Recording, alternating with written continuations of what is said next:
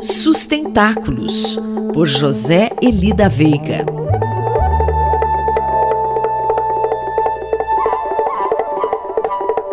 Bom dia, professor. Por que o senhor acredita que o filme Oppenheimer merece uma discussão na coluna? Bom dia, Simone. Olá, pessoal.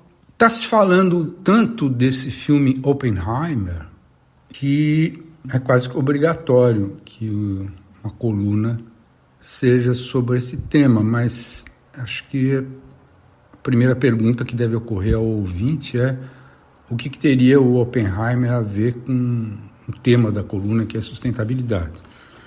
E o mais engraçado é que tem muito, sabe? Porque na imprensa, nas mídias em geral, o que a gente tem visto é uma discussão um pouco estranha sobre o relacionamento entre a história dele, né, que é uma história incrível, e a questão da inteligência artificial. Dá para entender, mas as coisas são tão diferentes, né, que fica meio... Fora isso, tem muita discussão sobre o próprio filme, se o filme de fato é ou não é fiel ao que teria sido, ou o que é a biografia dele, né? E outras coisas, né? O fato do filme ter inovações de, tipo, inverter o uso do preto e branco e o uso do colorido, e assim por diante. Claro, quase todos se referem ao Oppenheimer como uma espécie de grande símbolo, né, do que normalmente as pessoas chamam de era nuclear. Afinal, foi ele que deu início àquele grande laboratório de Los Alamos, né, no Novo México. Uma coisa muito impressionante e coisas que a gente também não sabia, que muito rapidamente ele passou de algumas dezenas de funcionários para 6.000 funcionários naquele laboratório.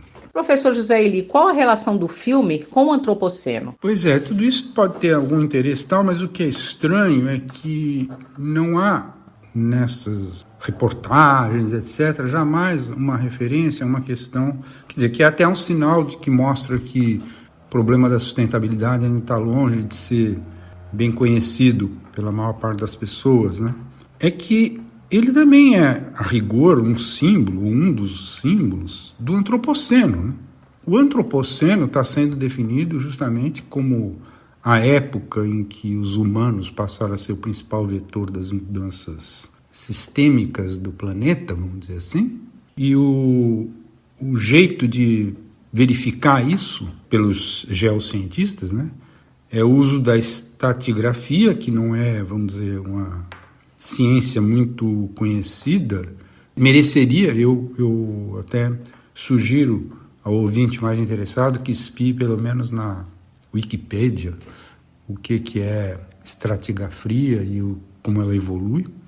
Mas o fato é que os geocientistas estão justamente propondo que o lago Crawford, que fica no Canadá, na província de Ontário, seja tomado como o testemunho fundamental e básico de fundamentação do antropoceno para efeito de formalização, lá, para efeito de reconhecimento pela Organização Mundial dos Geólogos, né?